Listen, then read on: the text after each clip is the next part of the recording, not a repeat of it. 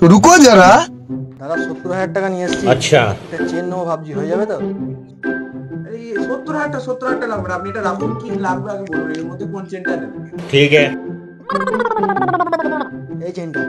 এই চেনটা? কোন চেনটা? এই চেনটা? এইটা।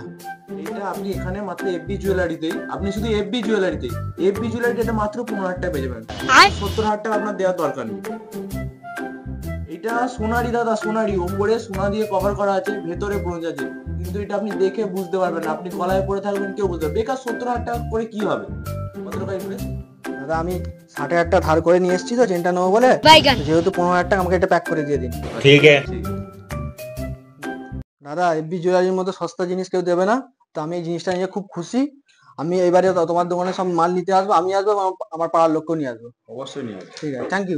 It's in the crib, ma. Drop it like it's hot.